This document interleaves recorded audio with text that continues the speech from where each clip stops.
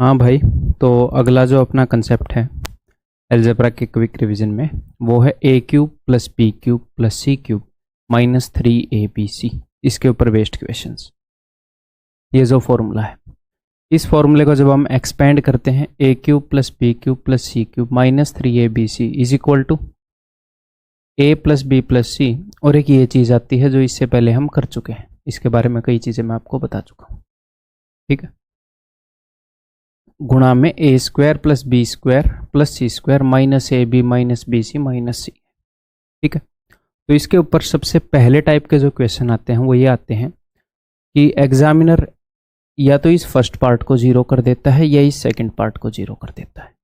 ठीक है, तो अगर ये फर्स्ट पार्ट मैंने जीरो कर दिया तो ये फॉर्मूला बना है इन दो चीज़ों के प्रोडक्ट से। इसको जीरो कर दिया तो zero into anything is equal to zero आना है। तो यानी कि अगर a plus B plus C को मैं जीरो कर दूंगा तो A cube plus B cube plus C cube minus 3abc ये भी जीरो हो जाएगा। या फिर इसी बात को आप एक और रूप में लिख सकते हो, 3abc को उधर ले जाओ कि A cube plus B cube plus C cube is equal to 3abc हो जाएगा। ठीक है, क्लियर है? ये दोनों चीज़ें आपके ध्यान में होनी चाहिए, सेम ही चीज़ के दो रूप है। तो अगर मैं a plus B plus C को जीरो करूंगा तो ये चीज जीरो होएगी, या ए cube B cube C cube 3abc के बराबर होगा। ओके जी, अगर ये पार्ट जीरो हो जाए तो जीरो इंटू एनीथिंग फिर से जीरो हो जाएगा। तो ये पार्ट जीरो कब होता है? इससे पहले क्यूआरपी के अंदर आपने सीखा है, बैच में तो ऑफकोर्स सीखा ही है। ये तब जीरो होता है जब ए बराबर है बी बराबर है सी हो। जब ए बी सी तीनों बराबर हो तो ये जीरो हो जाएगा। ठीक है, ए बी सी तीनों की जगह ए पुट करके देख लो, इसमें जीरो आ जाएगा। ठीक है, तो यानी कि अगर ए बी सी तीनों बराबर हुए तो भी ये जीरो हो जाएगा, zero into anything is zero, तो भी ये जीरो हो जाएगा और ए cube B cube C cube 3abc के बराबर होगा। क्लियर है? ये कंप्लीट अंडरस्टैंडिंग है इसकी। ओके जी, तो यानी कि मैं ये बोल सकता हूं, अब मेरी बात ध्यान से सुनो, ये जो A cube B cube C cube minus 3abc ये जीरो कब होता है? या तो A plus B plus C zero हो या A is equal to B is equal to C हो। इसके जीरो होने की दो वजह हैं। तो अगर मैं आपको बोलूं कि यार ये जीरो है, मुझे पता चला कि ये जीरो है, ये जीरो है, या फिर ए cube B cube C cube 3abc के इक्वल है, एक ही बात है कि ये जीरो है, तो वो किस वजह से हुआ होगा? तो कई बार बच्चों को लगता है कि सिर्फ तब हो सकता है जब ए plus B plus C zero हो। नहीं, इसके जीरो होने की दो वजह हैं, या तो A plus B plus C zero हो या ए बी सी इक्वल हो। अगर मुझे ये जीरो मिला है तो मुझे इतना पता है या तो ए बी सी का सम जीरो होगा, या इधर ये होगा, या फिर ए बी सी इक्वल होगा। ये दोनों पॉसिबिलिटी बनती हैं। ठीक है, एग्जामिनर मोस्टली जो सवाल देता है वो इसके ऊपर बेस्ड देता है, बट कभी कभी बीच में इसके ऊपर बेस्ड क्वेश्चन भी डाल देता है, तो आपको सतर्क रहना है। ठीक है भाई, क्लियर है? ओके जी, तो अब हम सबसे पहले क्वेश्चन करते हैं। सबसे पहले क्या इसी के ऊपर मैक्सिमम क्वेश्चन होते हैं कि A cube plus B cube plus C cube minus 3abc zero है। कब? ये दो केस में जीरो होता है, जब ए बी सी का सम जीरो हो या तीनों बराबर हो। जब ए बी सी का सम जीरो हो तब। तो आपने एक और बात ध्यान रखनी है। अब मुझे इतना पता है कि A plus B plus C zero हुआ तो इसको भी जीरो होना पड़ेगा। अब मैं अलग से आपको ये नहीं रटवाऊंगा कि अगर सी की जगह माइनस सी आ जाए, बी की जगह माइनस बी आ जाए, बी और सी की जगह माइनस बी माइनस सी आ जाए, आपको अलग से रटने की जरूरत नहीं है। आपको सिर्फ ये ध्यान रखने की जरूरत है कि अगर if A plus B plus C is equal to zero then this is equal to zero. अगर आपको एग्जाम में ऐसे मिल गया A plus B minus C is equal to zero, तो सी की जगह हुआ क्या है? जस्ट माइनस सी आया है। तो इसमें जस्ट हम अपने दिमाग में सी की जगह माइनस सी रख देंगे। A cube plus B cube plus C cube लिखते हैं हम, तो सी की जगह माइनस सी करेंगे तो माइनस सी क्यूब, और आगे माइनस 3abc होता है। अगर आप सी की जगह माइनस सी इंटर करोगे, माइनस सी पुट करोगे, तो minus minus plus plus 3abc is equal to zero. तो आपको ये चीजें अलग अलग याद रखने की जरूरत नहीं है। ओके जी, तो कुछ क्वेश्चन करें, हर तरह के क्वेश्चन को एक बार टच कर लें। तो भाई सबसे पहले वो क्या करेगा, आपको ए बी सी या फिर एक्स वाई जेड की ऐसी वैल्यूज देगा जिनका सम जीरो हो। ठीक है, ए plus B plus C zero हो या ए प्लस बी माइनस सी जीरो हो, ऐसी कुछ वैल्यू देगा और इस चीज़ की वैल्यू पूछ लेगा वो। सबसे स्टैंडर्ड क्वेश्चन। तो यहाँ पर अगर हम ध्यान से देखेंगे तो x plus Y plus Z is equal to 0 है। 2 + 1 - 3 इज इक्वल टू 0। तो यानी कि ये जो है इसे 0 होना पड़ेगा। That's it. क्लियर है? आगे बढ़ जाओ। और आप लोगों को बहुत ज़्यादा जल्दबाजी होती है कि ये 0 है, ये 0 है। थोड़ा सा रुक के किया करो, ठीक है? थोड़ा सा रुक के किया करो। साइन को अगर थोड़ा सा आगे पीछे किया जाए तो इसका उत्तर 0 के बजाय 6xyz या -6xyz ईजिली किया जा सकता है, शांति से। ठीक, ये देखो।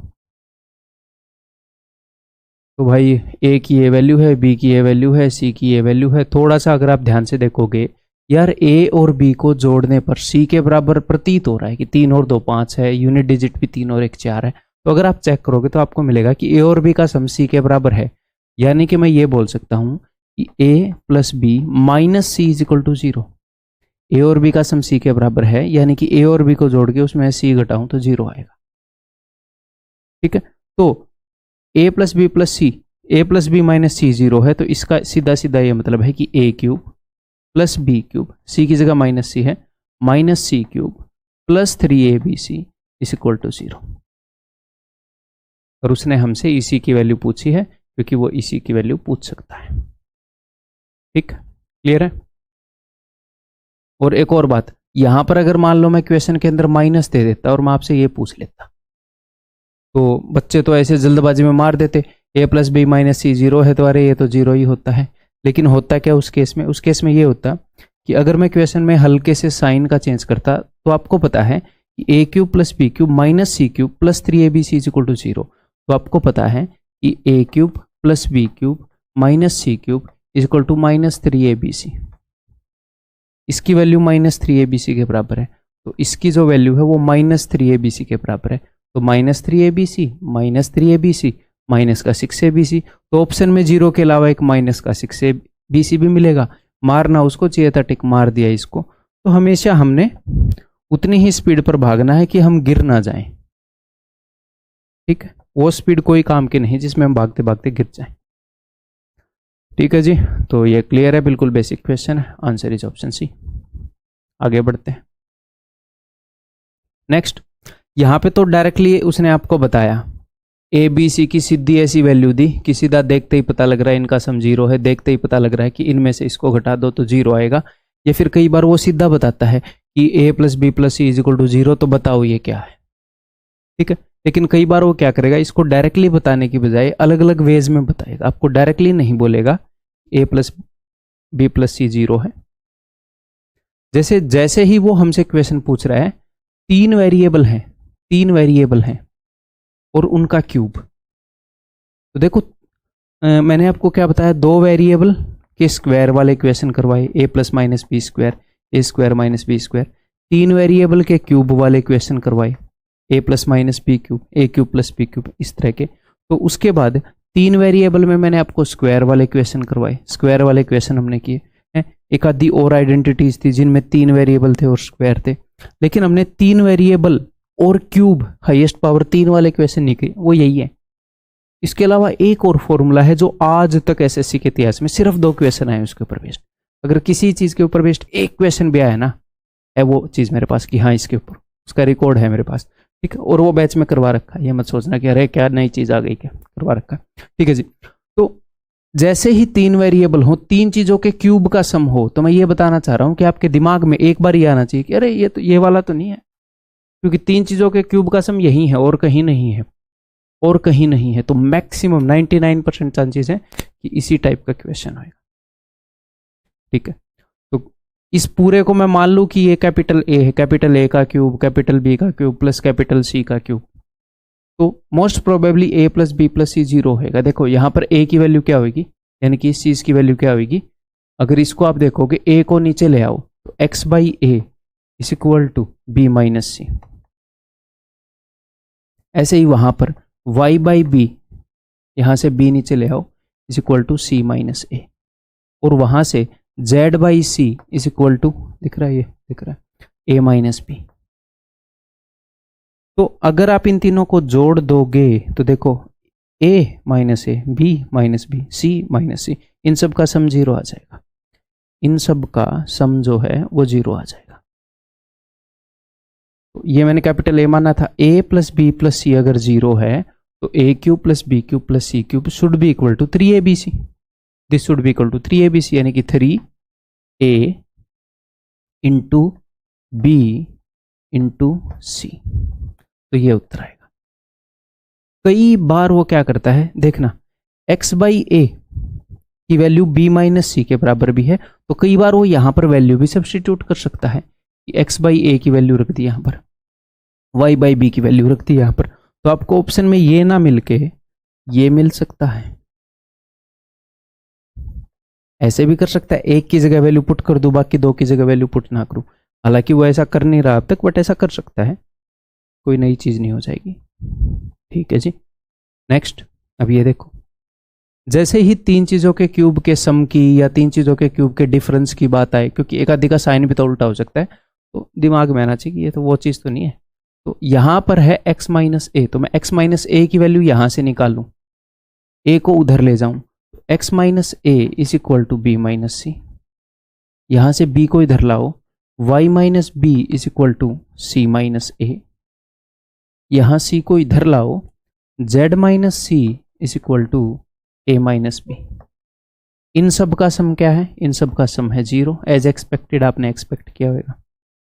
तो अगर इसको मैं कैपिटल ए मान लूं, capital A plus capital B plus capital C, अगर a प्लस बी प्लस सी 0 है, यानी कि a cube plus B cube plus C cube is equal to 3abc। तो 3a यानी कि b यानी कि ये, और c is equal to 3abc। But अब आप देखोगे सर ऐसा तो कुछ है नहीं ऑप्शन में, तो उसने इसकी इस वैल्यू के बजाय ये वाली वैल्यू यूज कर ली, उसने ये चीज पुट कर दी, x माइनस ए की जगह ये चीज पुट कर दी, y माइनस बी की जगह ये चीज पुट कर दी यहां पर। तो 3 इंटू बी माइनस सी, सी माइनस है, ए माइनस बी, यानी कि 3 इंटू ए माइनस बी, बी माइनस सी, सी माइनस है। ठीक है। और करने को वो ऐसे भी कर सकता है, इस a माइनस बी की जगह b माइनस ए कर दे। अच्छा जी, तो यानी कि इसको -1 से मल्टीप्लाई कर दिया और इसको भी -1 से मल्टीप्लाई कर दे, तो ये तो b माइनस ए हो गया, ये c माइनस बी हो गया। दो चीजों के साइन चेंज कर दिए। 5 into 3 is equal to -5 into -3। ठीक, आगे बढ़ते हैं। तो रिवीजन में ये जा रहा हूं कि आपको रिवीजन छोटे छोटे उसके इन चीज़ों को, मतलब ये एक बहुत ही ज़बरदस्त रिवीजन हो जाए मिनिमम टाइम में, इसलिए मैं आपको कई तरह की चीज़ें बता रहा हूं यहाँ पर। Simplify the following expression.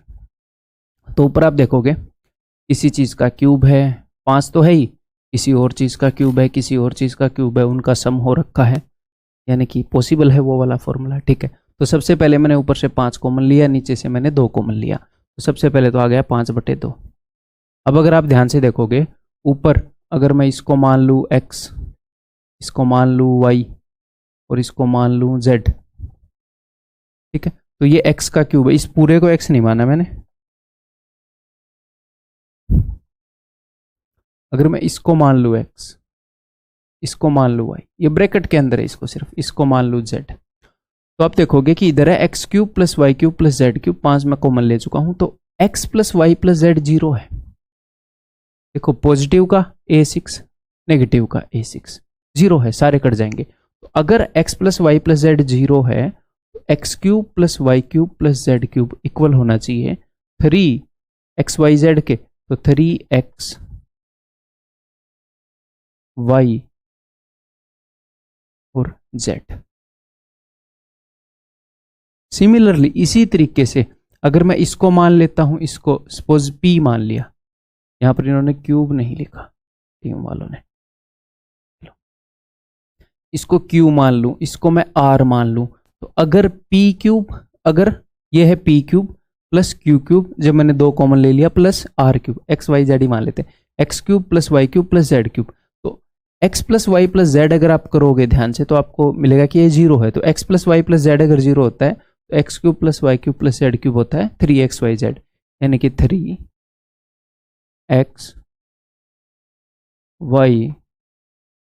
And Z. ठीक है सर। और ऊपर ये देखकर ही आपको पता लग रहा है कि इसको मैं लिख सकता हूं भाई,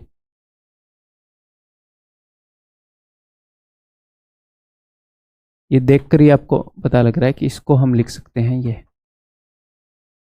हालांकि ये अलग से लिखने की जरूरत नहीं होनी चाहिए, आपके मन में ही ऐसा होना चाहिए कि इससे इसको काटूंगा तो ये बचेगा, अगर मैं इससे इसको काटूंगा तो बचेगा बी क्यूब प्लस सी क्यूब। तो यानी कि अपना उत्तर होएगा 5/2 गुणा में A cube plus B cube plus C cube, और इससे अगर मैं काट दूँ तो C cube plus A cube. ऐसा कुछ उत्तर नजर आएगा। ठीक है, क्लियर है, आगे बढ़ जाऊं। तो फिर से आपको दिख रहा है किसी चीज का क्यूब है, किसी चीज का क्यूब है, यहाँ पर किसी चीज का क्यूब है। सर ये 8 इंटू समथिंग है, देखेंगे इसको भी, तो 3 चीजों के क्यूब का सम है, तो मोस्ट प्रोबेबली वही कुछ गेम यहाँ पर चल रहा होगा। तो ये ब्रैकेट के अंदर जो चीज लिखी है उसका तो क्यूब है ही है। अगर मैं इस 8 को लिख सकता हूँ मन ही मन में 2 का क्यूब, तो इसको मैं लिख सकता हूँ 2 इंटू में 3x माइनस 4 का क्यूब, है ना। तो ये a क्यूब, अगर मैं इस पूरे को a मान लूँ, इसको b मान लूँ और इसको मैं c मान लूँ, ये c है मन ही मन में, ये a है ये b है, तो a cube plus b cube plus c cube is equal to something दे रखा है। तो आपको स्ट्राइक होना चाहिए कि a cube plus b cube plus C cube is equal to क्या दे रखा होगा। हमें चेक करना पड़ेगा कि कहीं 3abc तो नहीं दे रखा। देखते हैं, तो ये देखो इसके अंदर a है, हाँ जी सर है, या इसके अंदर b है, हाँ जी सर है, तो इसके अंदर c का मतलब 2 into 3x minus 4, 3x minus 4 तो है, इस 6 को आप तोड़ सकते हो 3 इंटू 2, तो इनको दोनों को मिलाकर c बन जाएगा। c की वैल्यू है 2 इंटू दिस, तो 2 इंटू दिस ये c है, तो 3abc तीनों है। ठीक है, तो a cube plus B cube plus C cube is equal to 3abc। ये कब होता है, या तो a प्लस बी प्लस सी 0 हो, या फिर ये a plus B plus c, या फिर a बी सी बराबर हो। तो या तो a प्लस बी प्लस सी 0 होगा, या तो इसके ऊपर बेस्ड क्वेश्चन होगा, या इसके ऊपर बेस्ड क्वेश्चन होगा। आज तक ऐसे क्वेश्चन इसी के ऊपर बेस्ड आए हैं, बट बन इसके ऊपर भी बेस्ड सकते हैं। सर हमें कैसे पता चलेगा, भाई चेक ही करना पड़ेगा, पहले हमेशा इसको चेक करना, क्योंकि आज तक इसी के ऊपर बेस्ड आए। देखो मैंने जो a b c माना था उनके सम को मैं 0 रख रहा हूं, तो ये पूरा a है, ये पूरा b है, ये पूरा c है, तो जोड़ रहा हूं इन सबको। 5x प्लस में x 6x और 2 3 6x, तो 5 और 1 6 और 6 12x। अब ये देखो प्लस का 1 माइनस का 3, ऐसे लिख लेते हैं, प्लस का 1 माइनस का 3 और ये माइनस का 8, इसको मैंने 0 के इक्वल रख दिया। a प्लस बी प्लस सी मैंने 0 के इक्वल रख दिया। तो ये अगर आप कैलकुलेट करोगे 8 और 3 11, 11 में से 1 गया 10, तो x should be equal to 10/12 यानी कि 5/6। आ गया उत्तर। अगर इससे उत्तर आ गया तो ठीक है, मार्क कर दो, दूसरा चेक करने की जरूरत नहीं। अगर इसके द्वारा जो उत्तर आया है वो यहाँ पर मिले ही ना, इस सर हम क्या करें, तो पहले तो कैलकुलेशन चेक करोगे, क्योंकि आज तक क्वेश्चन इसी के बेस पर आए हैं। फिर भी आपको नहीं मिला तो आप क्या करोगे, 5x plus 1 is equal to x minus 3, इसी को सोल्व करके x की एक वैल्यू आ जाएगी, टिक मार दे। किन्हीं भी दो को इक्वेट करने से, इन दो को इक्वेट करने से, इन दो को इक्वेट करने से, अगर इसके ऊपर बेस्ड नहीं है क्वेश्चन तो। अब वो एक और काम कर देता है कई बार, यहां पर देखना जरा ध्यान से, वो ऐसे कर देता है कि यहां पर तो x माइनस 3 लिखा है, यहां पर x माइनस 3 की जगह 3 माइनस x लिख देगा, और इसकी जगह लिख देगा 4 माइनस 3x। मैंने इसको भी -1 से मल्टीप्लाई कर दिया, इसको भी -1 से, तो मैं 2 बार -1 से मल्टीप्लाई कर सकता हूं, माइनस माइनस कैंसिल आउट हो जाएंगे, पॉजिटिव ही रहेगा। ठीक है, तो वो ऐसे भी कर सकता है, और वो करता है, इस चीज को वो करता है, उसने किया है कई क्वेश्चन में कंफ्यूज करने के लिए। यहां पर तो x माइनस 3 है, यहां 3 माइनस x है। ठीक है, आगे बढ़े। अब इस फॉर्मूले के ऊपर अगली तरह के जो क्वेश्चन आते हैं,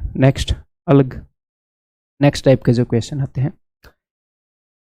इसकी अब तक आपको एक एक्सपेंशन ये हमने डिस्कस की है QRP के अंदर। ठीक है जी, इसकी 3 एक्सपेंशन और हैं, आपको बैच के अंदर पता है। ठीक है, एक बार रिवाइज कर लो। ये तो पहले ही बता रखा है कि ये जो चीज़ है अभी QRP के अंदर भी किया है कि ये इसके इक्वल होता है। ठीक है, और ये भी अभी QRP के अंदर हम कर चुके हैं इससे पहले, ये जो है ये इसके इक्वल भी होता है, यानी कि इसको आप ऐसे भी लिख सकते हो, क्योंकि a plus B plus c के होल स्क्वायर के अंदर a square b square c square तो होता ही है, लेकिन प्लस का 2ab 2bc 2ca आता है। तो अगर मुझे माइनस का ab bc ca चाहिए तो 3 बार घटाना पड़ेगा ab bc ca को। क्योंकि इसमें प्लस का 2 है, तो 2 बार तो घटाना पड़ेगा प्लस वाले को 0 करने के लिए, फिर एक बार और घटाना पड़ेगा ताकि एक नेगेटिव का आ जाए। ठीक है, और ये तीसरी फॉर्म है। ये सब आपको रटा हुआ होगा, रटा हुआ होना चाहिए और होगा भी शायद। ठीक है, ईमानदारी से तैयारी कर रहे हो तो होगा भी। हाँ, अब इसके आगे हाफ लगता है, इसके आगे हाफ लगता है, इस हाफ को बहुत बार बच्चे भूल जाते हैं, तो ये बात ध्यान रखना। ओके, अब बच्चों को कई बार कंफ्यूजन होती है कि ये फोर्थ वाले में कंफ्यूजन होती है कि मैं इसमें से इसको घटाऊं या इसमें से इसको घटाऊं, तो आपकी वो मैं कंफ्यूजन दूर कर देता हूं। ये जो चीज लिखी हुई है ये इसी का तो फॉर्म है। हाँ जी सर, इसी का फॉर्म है। तो फॉर्मूले के अंदर मुझे चाहिए होता है ए स्क्वायर। हाँ जी सर, तो जब आप 3a स्क्वायर में से घटाओगे a plus B plus c के होल स्क्वायर को खोलोगे तो a स्क्वायर आएगा। 3a स्क्वायर में से a स्क्वायर घटाओगे तो आएगा 2a स्क्वायर, और उसको हाफ कर रहा हूं ताकि a स्क्वायर आ जाए, इसीलिए हाफ है इसमें, ताकि 2a स्क्वायर आए वो a स्क्वायर बन जाए। तो अगर आपके मन में आए कि a plus B plus c के होल स्क्वायर में से इसका 3 गुना घटाना है, तो आपको लगेगा यार एक a स्क्वायर है उसमें से 3a स्क्वायर घटा रहा हूं तो माइनस का 2a स्क्वायर आएगा, मुझे तो पॉजिटिव का a स्क्वायर चाहिए। माइनस के 2a स्क्वायर को हाफ करके भी माइनस का a स्क्वायर रह जाएगा। ठीक है, मेरी सारी बातों को वही समझेगा जो साथ के साथ चीजें फॉलो कर रहा है, पहले सिलेबस कर लिया है, बातें मान रहा है, ध्यान से देख रहा है। ठीक है भाई, कई बच्चे ऐसे होते हैं पहली बार सिलेबस कर रहे हैं, QRP उठा लिए, फिर बोल रहे हैं भैया समझ नहीं आ रहा। ये रिवीजन है, ये आप तेज स्पीड पर देख रहे होगे, ये जूम कर रहा हूं मैं एक तो। ठीक है, क्लियर है। तो ये चारों फॉर्म आपको याद होनी चाहिए। अब करें हम एक एक क्वेश्चन कर लेते हैं चारों फॉर्म के, है ना, आगे बढ़ के। एक और बात मैं आपको बताता हूं, ये 2 फॉर्म ऐसी हैं, ये 2 फॉर्म आपको याद होनी चाहिए। ये याद नहीं होंगी तो क्वेश्चन निकलेगा ही नहीं। जो तीसरी और चौथी फॉर्म है ये ऐसी है कि इनके बिना काम चल सकता है। अगर आपको ये number 1 form, number 3 form, number 4 form, इन तीनों की जगह आप सिर्फ, अगर आप तीसरी और चौथी को भूल भी गए, सिर्फ इससे काम चला सकते हो अगर आपको इनके बीच की रिलेशन पता हो, जो कि मैं पहले बता चुका हूं। a plus B plus c, a square b square c square और ए बी बी सी सी है। आपको पता होगा कि इसके स्क्वायर के अंदर 2 चीजें होती हैं, एक तो ए square b square c square और इसका डबल। इसके स्क्वायर के अंदर ये होता है। तो इन तीनों में से किन्हीं भी 2 की वैल्यू पक्का दी हुई मिलेगी, तो तीसरे की वैल्यू आप मेंटली निकाल सकते हो। तो अगर आप वो मेंटली निकाल सकते हो तो इनको यूज करने की जरूरत ही नहीं है। ये सिर्फ बनाए ही इसलिए गए हैं फॉर्मूले कि अगर मुझे ए बी बी सी सी ए दिया हो और ए प्लस बी प्लस सी दिया हो तो मैं डायरेक्टली इस फॉर्मूले को यूज कर पाऊं, क्योंकि ऊपर वाले फॉर्मूले के लिए मुझे ए square b square c square चाहिए। तो अगर आपको ये दोनों गिवन है, ए प्लस बी प्लस सी और ए बी बी सी सी ए, ये तो आप इजीली निकाल लोगे ना, मेंटली निकाल सकते हो आप। थोड़ा सा 5-10 सेकंड का टाइम लगता है, तो उस फॉर्मूले से निकाल सकते हो। ये फॉर्मूला दिया गया है अगर आपको ए square b square c square दिया हो और ए प्लस बी प्लस सी दिया हो। ठीक है, तो अगर मुझे ए प्लस बी प्लस सी दिया है और ए square b square c square दिया है, तो ये तो मैं इजीली निकाल सकता हूँ ना, और फिर कर सकता हूँ मैं पहले फॉर्मूले से। तो तीसरे और चौथे फॉर्मूले को याद कर लो, रट लो, पूरी कोशिश कर लो, बट अगर आप भूल जाओ, दिल करे कि नहीं यार कॉन्फिडेंस नहीं आ रहा इनसे हो पाएगा कि नहीं, उस फॉर्मूले पर स्विच कर जाओ तुरंत। हाँ, अब दूसरा फॉर्मूला, तो पहला तो हमें इसे याद रखना पड़ेगा। ठीक है, अब दूसरा फॉर्मूला कब काम में आता है? जब हमें 2 नंबर के डिफरेंस से डील करना आसान हो। नंबर ए और बी की वैल्यू बड़ी बड़ी हो, ए की वैल्यू 2000, बी की वैल्यू 2002, लेकिन खासियत क्या है, दोनों के बीच का डिफरेंस 2 है, तो 2 से मैं डील कर सकता हूं। तो जब नंबर के बीच का डिफरेंस छोटा हो, उससे हमें डील करना हो, तो ये फॉर्मूला काम में आता। आगे बढ़ जाएं, क्या करें? अब इस फॉर्मूले के ऊपर बेस्ट क्वेश्चन करते हैं। ये देखो यार, ये मैं मिटो के लाया था। आई केम आफ्टर मिटोइंग दिस, ये मिटा हुआ सेव ही नहीं हुआ। आगे तो नहीं है ऐसा मामला? ये कंप्यूटर सिंक नहीं हो पाया, इसका मतलब। प्रभु प्रभु प्रभु, चलो आगे तो मिटे हुए हैं। चलो, ये पहले की इंक एनोटेशंस हैं, इनको मिटा देते हैं, 2 मिनट लगेंगे।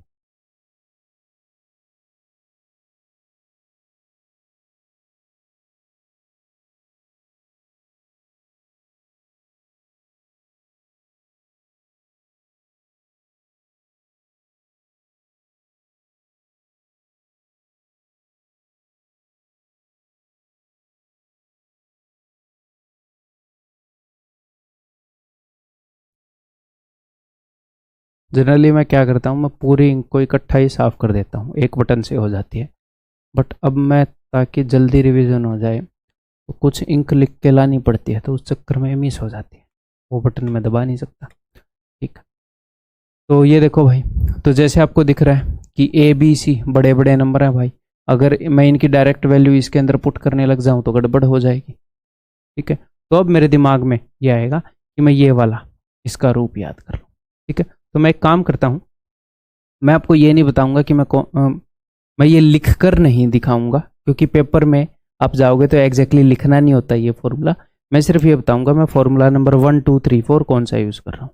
तो मैं फॉर्मूला नंबर 2 यूज़ कर रहा हूँ। ठीक, ओके जी।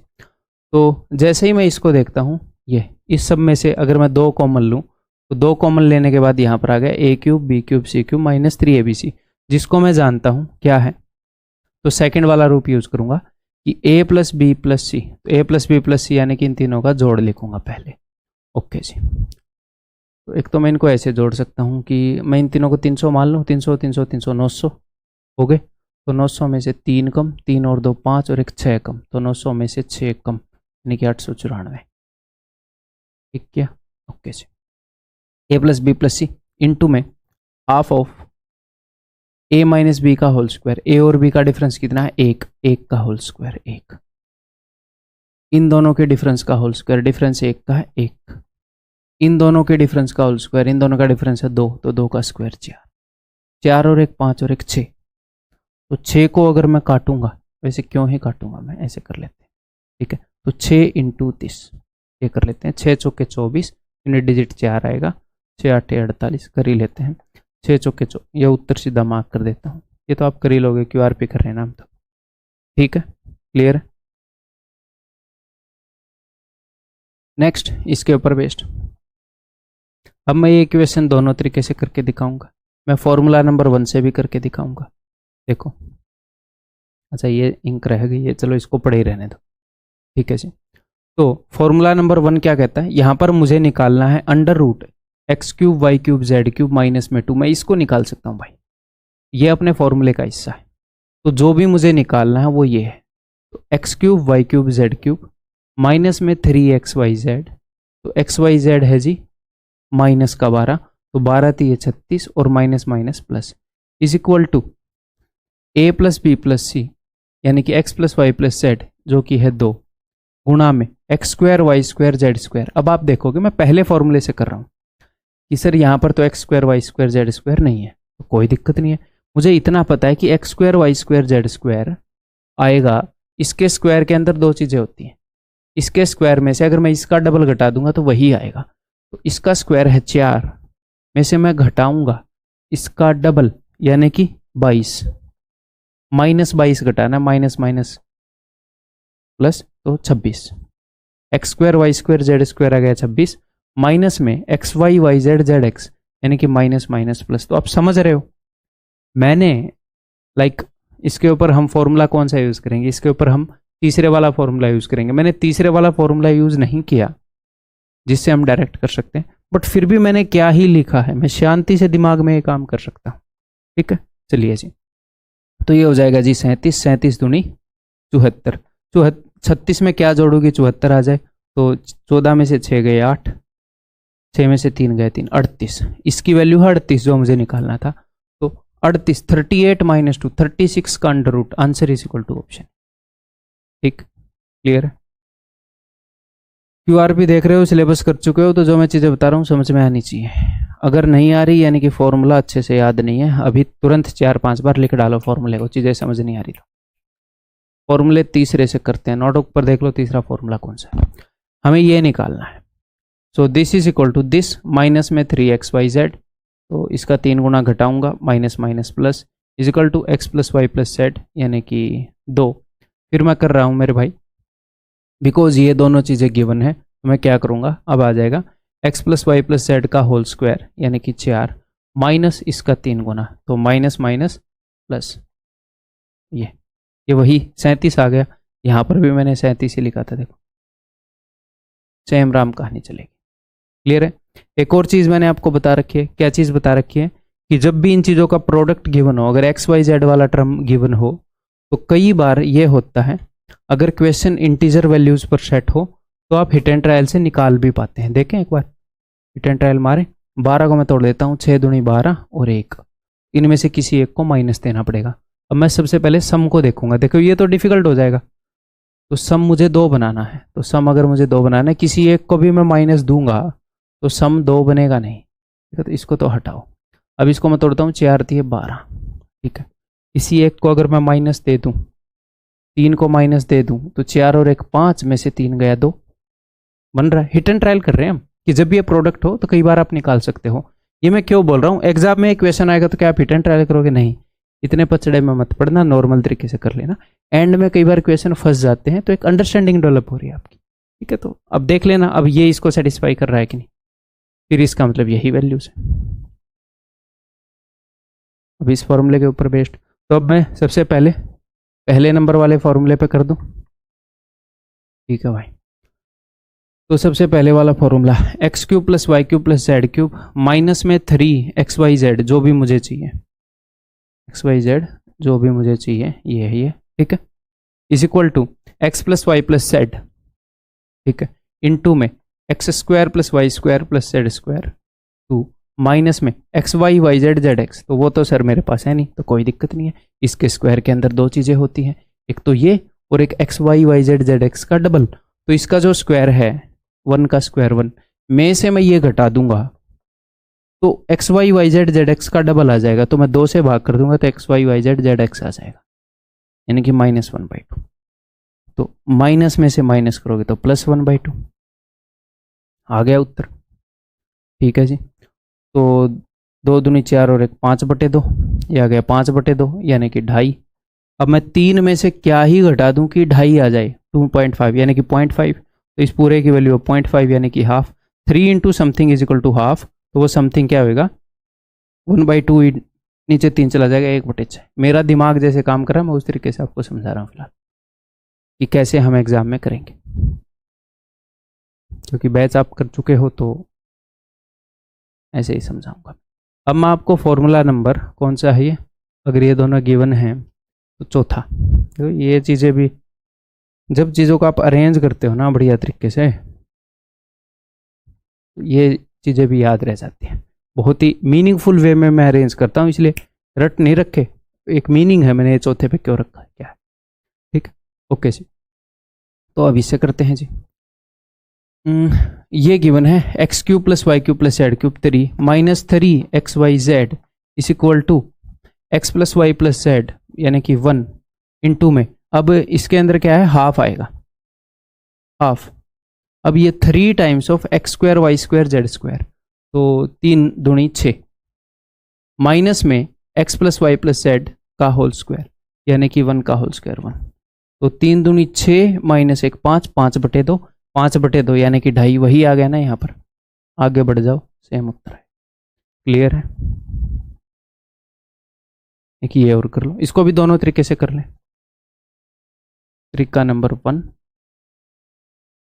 हमें ये निकालना है जी। ओके, तो बाकी सब गिवन होगा उस फॉर्मूले के अंदर, वही फॉर्मूला मैं दिमाग में रिसाइट कर रहा हूँ पहले वाला। X cube y cube z cube यानी कि 881 माइनस में 3 जो भी मुझे चाहिए X Y Z is equal to x plus Y plus Z into में X square Y square Z square minus X Y Y Z Z X, ठीक है। तो वो कैसे मिलेगा, इसका स्क्वायर जो है 121 में से हम घटा देते हैं ये -133, तो क्या आएगा 3 में से 1 गई 2, 3 में से 2 गया 1, माइनस का 12। अगर उसको हम हाफ कर दें तो आ जाता है जो हमें चाहिए वो। तो -6 को सब्ट्रैक्ट करना है तो प्लस का 6, ठीक है। आगे आप कैलकुलेशन कर ही लोगे, आगे आप कर ही लोगे, उत्तर इसका आएगा ये, ठीक है। देन वही अपना चौथे नंबर वाले फॉर्मूले से अगर हम करें तो ये भी आप कर ही लोगे, है ना, मैं क्यों ही बताऊं। क्लियर है भाई, ये खुद करो, उत्तर -6 आना चाहिए। आगे बढ़ते हैं। नेक्स्ट जो हम रिवाइज कर रहे हैं that is value putting method. तो वैल्यू पुटिंग मेथड हम 2 जगह पुट करते हैं, मेनली क्या मतलब कि 2 जगह हम वैल्यू पुट कर सकते हैं 2 कंडीशंस के अंदर। ये कोई तुक्के वाली चीज नहीं कर रहे हम, दिल किया वहां पर वैल्यू पुट कर दिया, मतलब ऐसे नहीं है। तो किन 2 जगह, एक तो ऐसे क्वेश्चन होते हैं जो फॉर्मूला बेस्ड क्वेश्चन होते हैं। फॉर्मूला बेस्ड क्वेश्चन यानी कि देखो ये फॉर्मूला आपको पता है, ए प्लस बी के होल स्क्वायर में से ए माइनस बी का होल स्क्वायर घटाएंगे तो आपको पता है 4ab आएगा, तो एक फॉर्मूला है ना। अगर मैं आपसे पूछता कि इसकी वैल्यू क्या है, तो ये एक फॉर्मूला है जो ए और बी की हर वैल्यू के लिए सेम रिजल्ट देगा। तो मैं ए और बी की कोई भी वैल्यू रख लूँ, 1 2 2 3 4 5 कोई भी वैल्यू रख लूँ, ठीक है, मैं ए और बी में से किसी भी एक को 0 नहीं रखूंगा। क्यों नहीं रखोगे सर? क्योंकि option A, option B, option D same उत्तर दे देंगे 0, इसको टिक करूंगा फिर, ठीक है।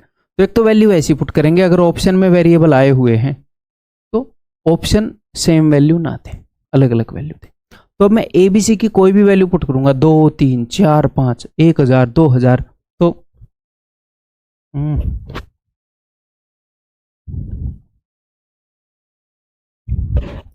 मच्छर मुंह में घुस गया होता भाई, करना पड़ेगा इनका इलाज, हद क्रॉस कर दिया इन्होंने, ठीक है। तो हर वैल्यू के लिए ये फॉर्मूला तो अपना जायज ही रहेगा ना। तो सर मैं कहना क्या चाह रहा हूं कि ये भी तो एक फॉर्मूला ही है, इस फॉर्मूले का जो उत्तर है वो है मेरे भाई ये, बट हम ये याद थोड़ी रखेंगे, ये भी एक फॉर्मूला ही है, इसको सोल्व करके ये आ रहा है। तो ये इनको मैं बोलता हूँ फॉर्मूला बेस्ड क्वेश्चन, कि इस एक्सप्रेशन की कुछ ना कुछ वैल्यू है, तो हम क्या करेंगे, हम वैल्यू पुट करके देख लेंगे, हम उसको सोल्व नहीं करेंगे। कोई भी वैल्यू पुट करेंगे उसके अकॉर्डिंग ये देख लेंगे कि कौन सी चीज है, कौन सा आउटकम सेटिस्फाई कर रहा है, सेम वैल्यू दे रहा है, वो आ जाएगा। तो कंडीशन 1 जब हम वैल्यू पुट करते हैं किसी भी एक्सप्रेशन, तो एक्सप्रेशन एल्जेब्राइक भी हो सकती है, एल्जेब्रा की हो सकती है, ट्रिग्नोमेट्री की भी हो सकती है। कई बार एक्सप्रेशन ऐसी होती है कि उसका उत्तर वेरिएबल में ना आकर कांस्टेंट आता है, 0 1 2 3 ऐसे, ठीक है। तो उस केस में तो हमें ऑप्शन में भी वैल्यू पुट नहीं करनी पड़ेगी, अब तो धड़ल्ले से किसी भी एक को 0 रखो, बी को 0 रखो और सोल्व कर दो, उत्तर आ जाएगा। क्लियर है भाई? तो ये तो हो गए फॉर्मूला बेस्ड क्वेश्चन जिनमें हम क्या करेंगे, वेरिएबल्स की वैल्यू पुट करेंगे, क्या 0 1 -1 2 छोटी छोटी, ताकि कैलकुलेशन ना हो। और एक और चीज ये बाद में बताऊंगा, सम ऑफ स्क्वायर वाला, ओके। सेकंड कंडीशन है जब हम वैल्यू पुट कर सकते हैं, देखो भाई n इक्वेशन जो है वो n वेरिएबल्स की ही वैल्यू फिक्स कर सकते हैं। कहना क्या चाह रहा हूं मैं, देखो अगर मैं एक इक्वेशन बनाऊं कि a plus B is equal to 5, equation कितनी है 1, या फिर अगर मैं एक इक्वेशन बनाऊं कि a is equal to 3, equation कितनी है 1, एक ही है, समथिंग इज इक्वल टू, एक इक्वेशन है, वेरिएबल कितने हैं 1, तो a की वैल्यू क्या है 3 है, या कुछ और भी हो सकती है, 3 ही है। तो एक इक्वेशन है, उसने एक वेरिएबल की वैल्यू फिक्स कर दी, ठीक है। अगर मैं एक इक्वेशन बनाऊं और उसके अंदर 2 वेरिएबल रख दूं, तो वेरिएबल तो 2 हो गए, इक्वेशन एक ही है, तो एक इक्वेशन एक वेरिएबल की वैल्यू फिक्स कर सकती है, 2 वेरिएबल की वैल्यू फिक्स नहीं कर सकती, एक वेरिएबल एक्स्ट्रा है। सर फिक्स का क्या मतलब है? अब मैं आपसे पूछूं ए की क्या वैल्यू है, तो आप बोलोगे ए की वैल्यू 1 भी हो सकती है, ए की वैल्यू 2 भी हो सकती है, ए की वैल्यू -1 भी हो सकती है, कुछ भी हो सकती है। तो जितने भी एक्स्ट्रा वेरिएबल हैं, आप देखोगे इक्वेशन एक है, वेरिएबल 2, एक वेरिएबल एक्स्ट्रा, एक्स्ट्रा वेरिएबल की वैल्यू पुट कर दो, एक वेरिएबल एक्स्ट्रा है तो किसी भी एक वेरिएबल की वैल्यू पुट कर दो, जो भी आपके दिल में आए वो, बाकी बचे कुछ वेरिएबल अपने आप वैल्यू ले लेंगे और उनको यूज कर लो क्वेश्चन सोल्व करने में इनको। अब कई बच्चों को इक्वेशन और एक्सप्रेशन में फर्क नहीं पता। इक्वेशन वो होती है जब किसी चीज को इक्वेट किया जाए किसी वैल्यू से, a plus B is equal to 2, X square plus 2y is equal to -1, ये इक्वेशन है। एक्सप्रेशन होती है just a plus B, equate ही नहीं किया, एक्स स्क्वायर प्लस 2y, ये एक्सप्रेशन है। तो कई बार आपके क्वेश्चन में ऐसे होता है कि उसने ये बोल दिया कि this is equal to this, find out this, तो उनको लगता है 2 वेरिएबल है, 2 इक्वेशन है। नहीं नहीं, ये एक्सप्रेशन है, ये तो पूछी है उसने, ये बताओ एक्सप्रेशन है कि इसकी वैल्यू क्या है, ये इज इक्वल टू समथिंग दे नहीं रखी, इक्वेशन एक ही है, वेरिएबल 2 हैं। एक इक्वेशन एक ही वेरिएबल की वैल्यू फिक्स कर सकती है, एक वेरिएबल एक्स्ट्रा है, वैल्यू पुट कर देंगे एक वेरिएबल की हम। क्लियर है ब्रदर? ठीक है, तो हम एक्स्ट्रा जितने भी वेरिएबल्स होंगे उनकी वैल्यू 0 1 -1 2 छोटी छोटी ऐसे पुट करेंगे according to question. Next, value putting के अंदर एक एक्सेप्शन है, क्या एक्सेप्शन है कि sum of squares is equal to 0 वाला कंसेप्ट जो हमने किया है, कि a-2 का होल स्क्वायर, b-3 का होल स्क्वायर, c-4 का whole square is equal to 0, तो आपको लगेगा अरे यार एक ही इक्वेशन है, 3 वेरिएबल है, 2 की वैल्यू पुट कर दूँ ना। इसमें एक कंडीशन होती है कि a, b and c are real numbers, और इस कंडीशन के कारण ये चीज हो जाती है कि भैया ये इंडिविजुअली 0 है, इस कंडीशन के कारण। तो ये इक्वेशन एक ना होकर 3 इक्वेशन हो जाती हैं, ये 3 वेरिएबल और 3 इक्वेशन, तो फिर तो वैल्यू पुट नहीं कर सकते इसमें।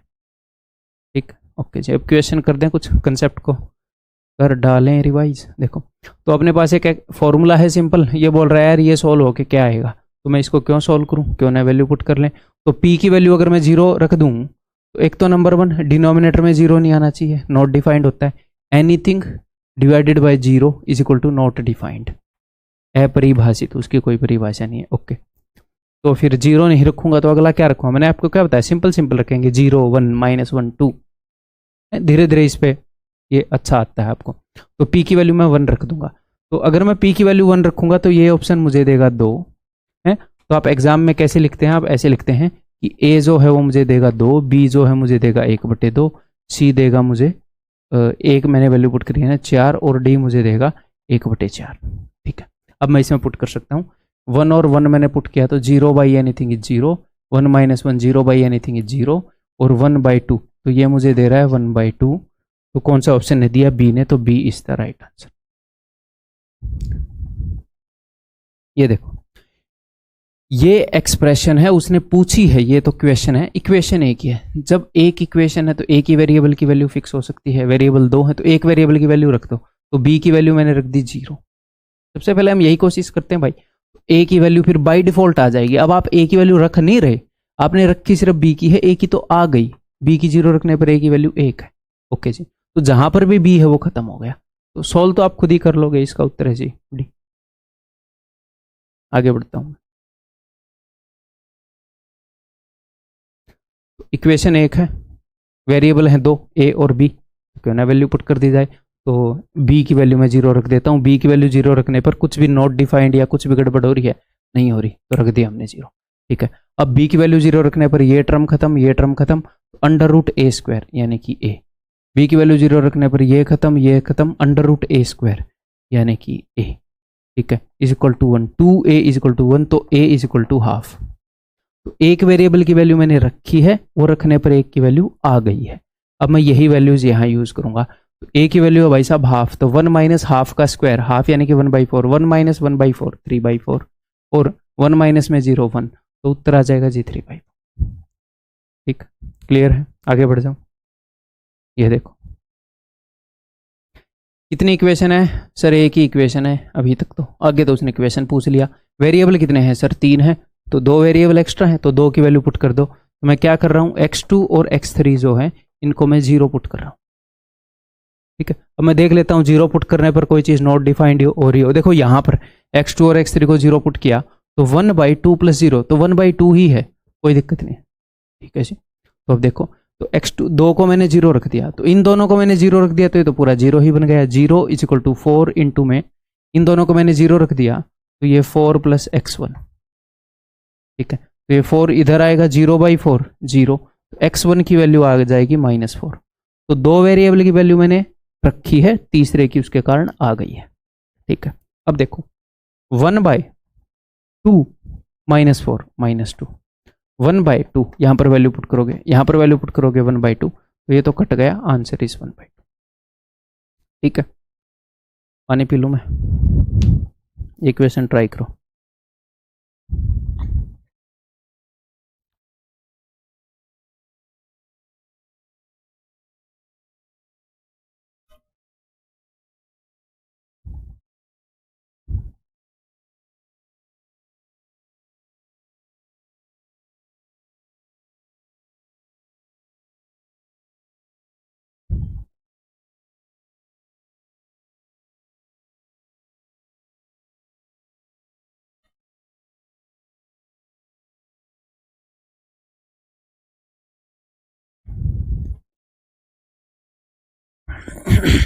हाँ जी,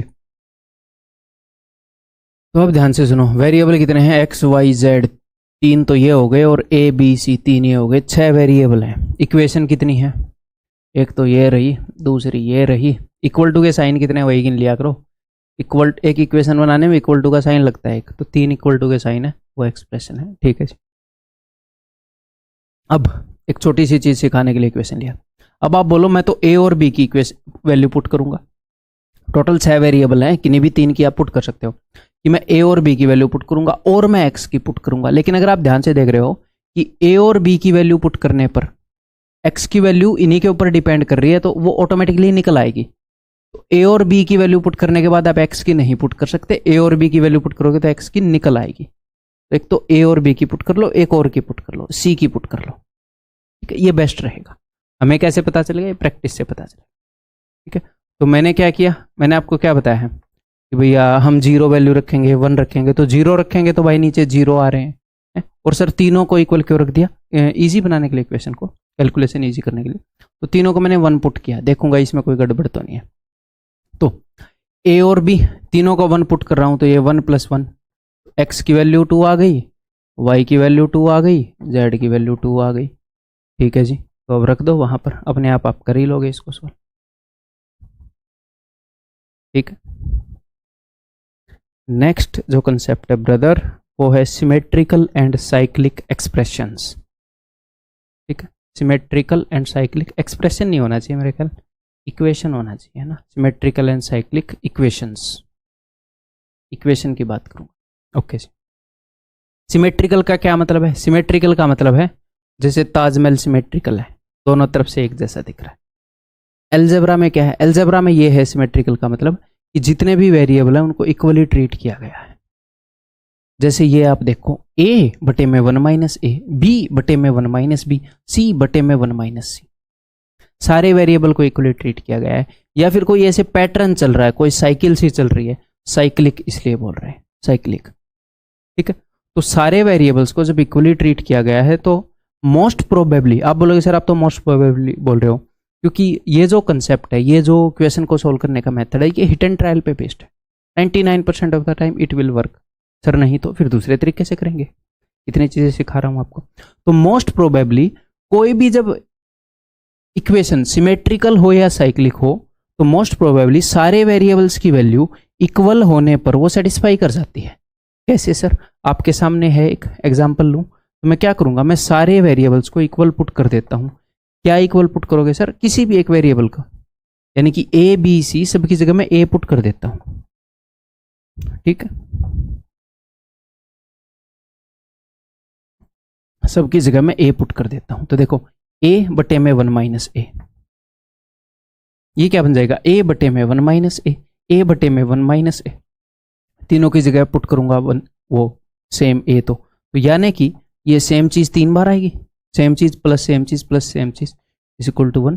तो it implies that 3a is equal to 1 - a। इसको मैं ऊपर ले गया, a को इधर लाओ। It implies that 4a is equal to 1, a is equal to 1/4। तो तीनों वेरिएबल को मैंने इक्वल पुट किया, तीनों की जगह a पुट कर दिया, तो a की वैल्यू 1/4 आ गई। यानी कि जब a b c तीनों की जगह 1/4 रखोगे तो ये सेटिस्फाई कर जाएगी। मैंने क्या बोला था? मोस्ट प्रोबेबली वो सेटिस्फाई कर जाती है। क्यों? क्योंकि सारे वेरिएबल को उसने इक्वली ट्रीट किया है। तो 99% ऑफ द टाइम, और ये अपने इक्वेशन को फिर आसान बना देगा। अब मुझे a b c सबकी वैल्यू मिल गई। अब वो जो भी पूछेगा a बटे में b + c बताओ, कुछ भी वो पूछेगा, a b c तीनों की जगह ये रख देंगे। एक और एग्जाम्पल ले लो, जैसे आया हुआ क्वेश्चन है। तो यहां पर आप देखोगे m में से a² घटाया, नीचे b और c, m में से b घटाया तो नीचे c और a, m में से c घटाया तो नीचे a और b। साइक्लिक इक्वेशन बनी है, साइकिल चल रही है। a घटाया तो बाकी दो नीचे, b घटाया तो बाकी दो नीचे, c घटाया तो बाकी दो नीचे। तो यहां पर साइकिल किस किस में है? m में है या a b c में है? m तो एक अलग से पढ़ा है, a b c में है। तो a b c तीनों को इक्वल पुट कर देंगे इज इक्वल टू a। तो m - a² बटे में a² + a², ये क्या हो गया? m - a² बटे में 2a²। डिट्टो सेम चीज आगे, डिट्टो सेम चीज आगे। तो यानी कि ये सेम चीज जो है ये 3 बार हुई है, इज इक्वल टू 3। तो 3 से 3 गया, m - a², ये 2a² ऊपर चला जाएगा। It implies that m is equal to 3a²। उस m की ही उसने वैल्यू पूछनी है इसके अंदर। ठीक है, तो आप ऐसे करोगे। एक और एग्जाम्पल ले लो साइकिल का, x square equal to y plus z, x का स्क्वायर बाकी दो के सम के बराबर, वाई का स्क्वायर बाकी दो के सम के बराबर, जेड का स्क्वायर बाकी दो के सम के बराबर, एक साइकिल सी बन रही है। तो तीनों वेरिएबल को इक्वल पुट कर दो, एक्स वाई जेड तीनों की जगह एक्स पुट कर दो। आगे बढ़ता हूं मैं क्योंकि रिवीजन है। हाँ, मैंने क्या बोला था, मोस्ट प्रोबेबली एक आधी बार ऐसे केस होंगे सर हमें कैसे पता चलेगा, जब ये सेटिस्फाई नहीं कर रहे होंगे तो मैथमेटिकली नॉट ट्रू चीजें आ जाएंगी। कैसे, मान लो ये है, ये भी तो साइकिल बना रही है, ए के बटे में दो बाकी दो का सम, बी के बटे में बाकी दो का सम, सी के बटे में बाकी दो का सम। तो मैं क्या कर सकता हूं, मैं तीनों को इक्वल पुट कर देता हूं, ए तीनों की जगह ए रख देता हूं, ए बटे में ए प्लस ए बटे में 2a, आगे भी ए बटे में 2a, ए बटे में 2a, तो क्या आ गया 1/2 प्लस 1/2 प्लस 1/2 इजिकल टू 1। तो यहां पर आ रहा है कि 3/2 इजिकल टू 1। क्या ये मैथमेटिकली ट्रू है? नहीं। तो इसका मतलब तीनों वेरिएबल इक्वल होने पर नहीं दे रही भाई साहब, ये सेटिस्फाई नहीं कर रही। तो जब ऐसी कुछ चीजें आ जाएं 5 इजिकल टू 0, -3 इजिकल टू 2, तो आप समझ जाओगे ना नहीं बनी बात, कोई दूसरा तरीका देखते हैं। समझ गए? क्लियर हो गया ना सारा? ओके जी। अब ये करते हैं, देखो कुछ क्वेश्चन कर लेते हैं इसके ऊपर बेस्ड। तो भैया ए बी सी के अंदर सिमेट्रिकल है, ए बी सी तीनों को मैं बराबर पुट कर रहा हूँ, सब की जगह मैं रख रहा हूँ ए, तो ये हो जाएगा ए बटे में 1 - 2a, ए बटे में 1 - 2a, ए बटे में 1 - 2a, यानी कि सेम चीज़ 3 बार आई है, तो इधर आ गया जी हाफ। क्रॉस मल्टीप्लाई कर दो, it implies that 6a equal to 1 - 2a, it implies that 2 इधर आएगा, 8a equal to 1, a equal to 1/8। इसको आप यहाँ रखो। अब फिर से देखो एग्जैक्टली सेम चीज़ हो रही है, तो इसमें भी किसी भी एक को पकड़ लो कि 1/1 - 2a, 1/1 - 2a, ये सेम चीज़ 3 बार है, ठीक। तो अभी इस a की वैल्यू यहाँ पर रख दो, सोल्व आप कर ही लोगे। उत्तर बता देता हूँ, सोल्व करने पर ही आ जाए। आगे बढ़ जाओ, ये देखो वही m में से एक को घटा के बाकी दो, m में से एक को घटा के बाकी दो, ठीक है। तो जो हमने किया था पहले, तो हमने क्या किया, हमने ए बी सी पता लग रहा है हमें, साइक्लिक है भाई, ठीक है, तीनों की जगह ए पुट कर दिया, तो ये बन जाएगा m - a² बटे में a² प्लस a², 2a², आगे भी m - a² बटे में a² प्लस a², सेम चीज़ बनेगी, यानी कि सेम चीज़ जो है वो 3 बार बनेगी। तो दिस इज इक्वल टू 3, 3 से 3 कट गया, it implies that m - a² is equal to 2a², it implies that m is equal to 3a²। उसने पूछा है कि m की वैल्यू बताओ, तो सर नीचे तो 3a² दिख नहीं रहा, तो a is equal to b is equal to c आपने रख के सोल्व किया ना, तो नीचे भी रखो। अगर आप सब की जगह, सब वेरिएबल की जगह a रखोगे तो आएगा 2a², ये भी नहीं आएगा, सिर्फ a की आएगा जो 3a² देगा, ठीक। सर अगर एक से ज़्यादा ऑप्शन इसमें सेटिस्फाई कर गए तो हम अलजेब्रा में जितनी सारी चीज़ें सीख रहे हैं किसी न किसी चीज़ के ऊपर वो बेस्ड होएगा, ठीक है। ये देखो भाई, तो ये वैसे वैल्यू पुटिंग में अभी मैंने आपको बताया, आपको यहाँ पर साइकिल भी दिख रही होगी कि x की वैल्यू देखो, ये क्वेश्चन क्यों लिया है बताता हूँ, a बटे में b प्लस b बटे में a बटे b लिया, फिर उसका रेसिप्रोकल, फिर b बटे c लिया, फिर उसका रेसिप्रोकल, फिर c बटे a लिया, फिर उसका रेसिप्रोकल, ऐसे किया। तो यहाँ पर दो तरह के वेरिएबल हैं, एक तो टीम है XYZ की और एक टीम है ABC की। आप ऐसे नहीं बोल सकते ना, जिस तरीके से x को ट्रीट किया जा रहा है उसी तरीके से a को किया जा रहा है ना, ABC की अलग गेम चल रही है, XYZ की अलग गेम चल रही है। तो आप क्या करोगे, कई बार क्या होता है वेरिएबल दो गुटों में बट गए, ये एक अलग तरह के वेरिएबल, ये अलग तरीके से ट्रीट हो रहे हैं सारे, ये अलग तरीके से ट्रीट हो रहे हैं। तो ABC सब की जगह a रख दो, XYZ सब की जगह x रख दो। अब आप यहां पर देखोगे ABC सब की जगह a रखोगे तो a बटे a प्लस a बटे a, यानी कि 1 + 1, x की वैल्यू 2 आ गई। यहां पर भी आप देखोगे y की जगह वैसे x रख दो, या फिर रखने की जरूरत नहीं है, b और c दोनों की जगह a रखोगे तो a बटे a बटे a, 1 + 1 2, तो XYZ सब 2 आ गए।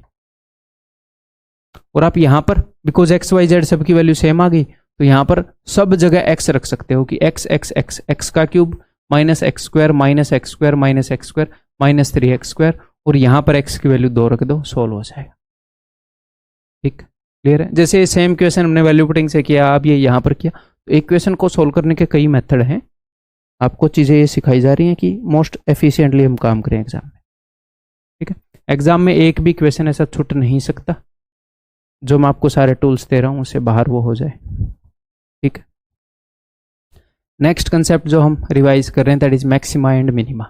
तो मैक्सिमा एंड मिनिमा पर कभी कभी कुछ सालों में एक बार सवाल डाल देता है, फिर कुछ सालों में एक सवाल डाल देता है, तो मैं इसके क्वेश्चन नहीं करवाऊंगा। क्वेश्चन करने बैच से कर लो, ठीक है भाई, क्योंकि मैं एफिशिएंट एनर्जी लगाना चाह रहा हूं। तो मैं सिर्फ इसके कंसेप्ट करवा देता हूं सारे टच। देखो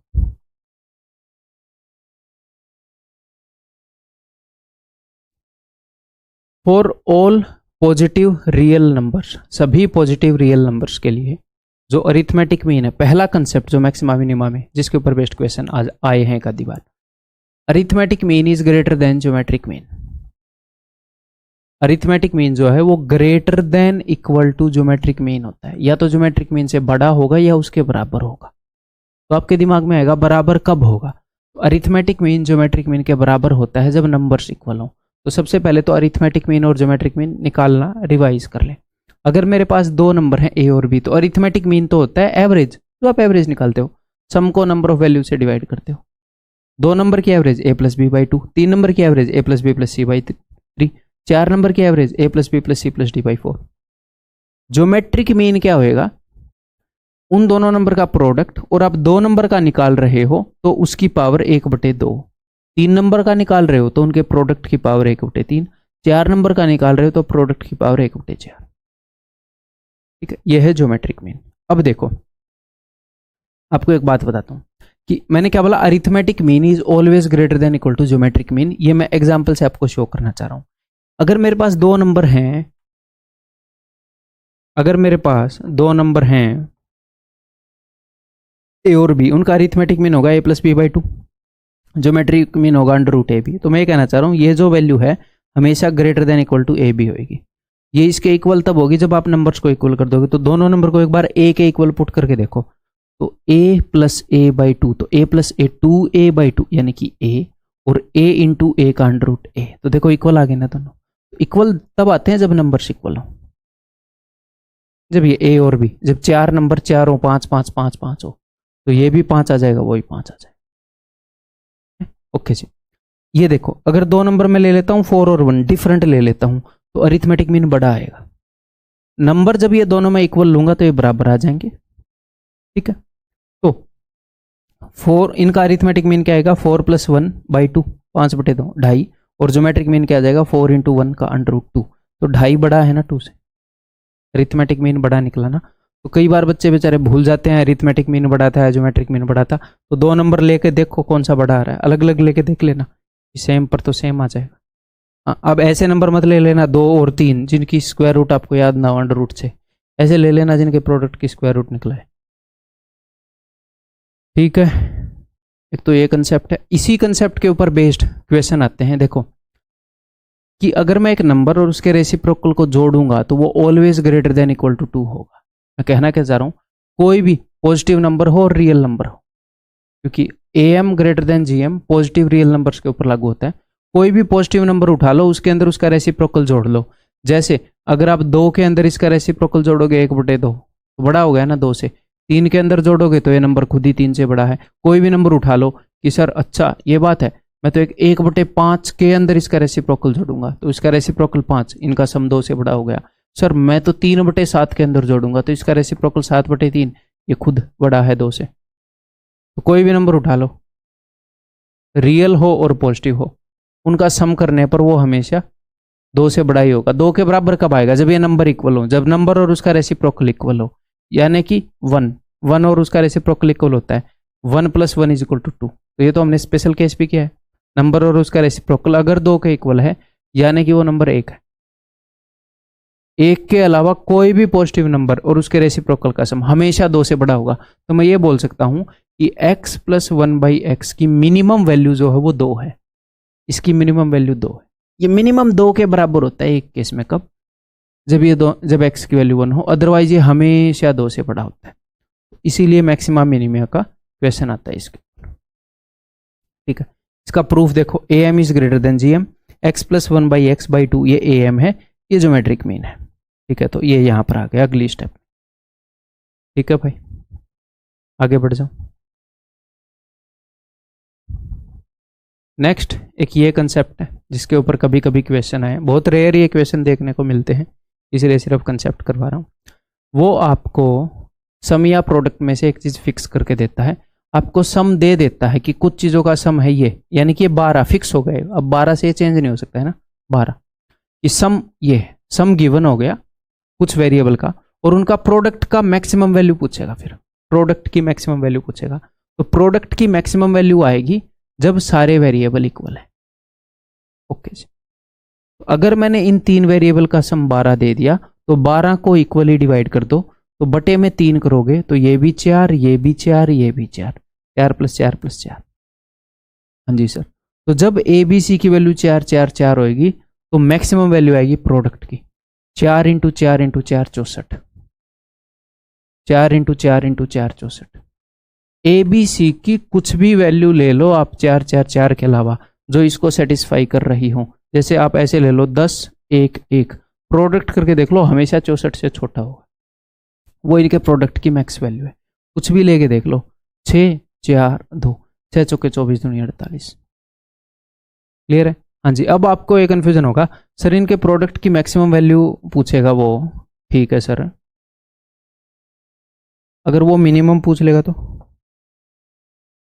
अगर वो मिनिमम पूछ लेगा तो देखो इनके प्रोडक्ट की मिनिमम वैल्यू होगी -∞, इसलिए वो पूछता नहीं, लेकिन सर वो पूछ लेगा तो देखो अगर वो इनके प्रोडक्ट की मिनिमम वैल्यू पूछ रहा है तो मैं सी को अगर मैं -1 लाख मान लूँ सी को, और बी को मैं मान लूँ कुछ भी +1, और इसको भी मैं कुछ ना कुछ फिर वैल्यू निकली आएगी क्योंकि इन तीनों का सम 12 बनाना है, तो प्रोडक्ट करूंगा तो -1 लाख गुणा में कुछ कितना बड़ा हो जाएगा नंबर। ऐसे मैं -1 करोड़ मान लूँ, मैं -20 करोड़ मान लूँ, -1000 करोड़ मान लूँ, तो नंबर बिल्कुल ऐसे छोटा हो जाएगा इनका प्रोडक्ट, है ना। तो प्रोडक्ट की मिनिमम वैल्यू कोई फिक्स नहीं है भाई, -∞ जाएगी। तो एक ये क्वेश्चन हो गया, ये बहुत रेयर आते हैं इसीलिए इस तरीके से करवा रहा हूँ। नेक्स्ट, सम दे देगा तो प्रोडक्ट की मैक्सिमम वैल्यू पूछेगा, ठीक है, और प्रोडक्ट दे देगा तो सम की मिनिमम वैल्यू पूछेगा, ठीक है। जैसे मान लो उसने 3 चीजों का प्रोडक्ट दे दिया कि ए बी सी का प्रोडक्ट 125 है, तो सम की मिनिमम वैल्यू आएगी जब सारे वेरिएबल इक्वल हो। तो आप सर मैं सारे वेरिएबल को इक्वल कैसे निकालूंगा, आप सिंपली ए बी सी तीनों की जगह ए रख दो, ए यानी कि सारे वेरिएबल को इक्वल रख दो, यानी कि ए क्यूब = 125, तो ए की वैल्यू आ गई ना 5, तो जब तीनों वेरिएबल की वैल्यू 5 होगी तो मिनिमम वैल्यू आएगी इसके सम की, यानी कि 5 + 5 + 5, 15 से छोटी वैल्यू आ ही नहीं सकती ए बी सी के सम की है। आप लेकर देख लो, आपको ने एक को 125 ले लिया, एक को 1 एक को 1, तो इनके सम की वैल्यू 127 होगी ना उससे बड़ी, ठीक है। क्लियर? इस पर बहुत ज़्यादा टाइम ना लगाएं, रेयर है तो, और इसकी मैक्सिमम वैल्यू इन्फिनिटी होगी, ठीक है। सर मैक्सिमम वैल्यू इन्फिनिटी कैसे होगी, जैसे मैं ए को ले लूँ 1 लाख और बी को ले लूँ 1/1 लाख, ये तो कैंसिल आउट हो गए, तो सी को 1 बन गए, सी को ले लिया 125, तो आ गया ना प्रोडक्ट 125। अब इन तीनों चीज़ों का सम करोगे, 1/1 लाख तो बहुत छोटा हो गया पॉइंट में, बट 1 लाख × 125 तो बहुत बड़ा हो गया 125 लाख। ऐसे ही मैं अभी इसको 1 करोड़ ले लूँ, तो यू गोट माई पॉइंट, ठीक। अब ये कुछ मैंने क्या बोला था कि अगर 3 वेरिएबल हैं और क्यूब की बात हो रही है तो 99%, 99 भी नहीं, 99.9999% अपना क्वेश्चन बेस्ड होएगा इस चीज के ऊपर,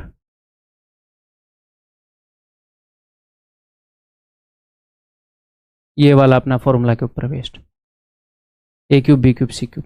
लेकिन उसने आज तक सिर्फ 2 क्वेश्चन उसने पूछे हैं तो इन आइडेंटिटीज के ऊपर, रेयर आइडेंटिटीज हैं बहुत, कि a + b + c का होल क्यूब के ऊपर बेस्ड उसने क्वेश्चन पूछ लिया। तो ये इसकी 2 फॉर्म है, एक ये पहली फॉर्म है, एक ये दूसरी फॉर्म है। इस दूसरी वाली फॉर्म में अक्सर अगर कोई याद करता है तो ये भूलने के चांसेस रहते हैं, प्रोन टू सिली मिस्टेक है ये एरिया, ठीक है। तो इसके ऊपर आप ध्यान देना, ठीक है। तो इसके ऊपर मैं वो क्वेश्चन नहीं करवाऊंगा कि 2 ही क्वेश्चन है इस पर, वो मैं यहाँ पर कराने लग जाऊँ, बैच में से कर लो, PDF में से कर लो। एक ये रेयर आइडेंटिटीज हैं जिनके ऊपर एक आधी बार क्वेश्चन आए। ठीक है, तो दैट्स ऑल। यहाँ पर अलजेब्रा आपका कंप्लीट रिवाइज हो गया। ये आज कहीं पर भी available the most efficient content है अलजेब्रा को रिवाइज करने का। अगर आप डबल स्पीड पर रिवाइज करोगे तो इन अलजेब्रा के क्यूआरपी से कंसेप्ट और क्वेश्चन 2.5 से 3 घंटे के बीच में बहुत बेहतरीन तरीके से रिवाइज हो जाएंगे। ठीक है जी, फीडबैक अपना टेलीग्राम ग्रुप पर आप जरूर देना।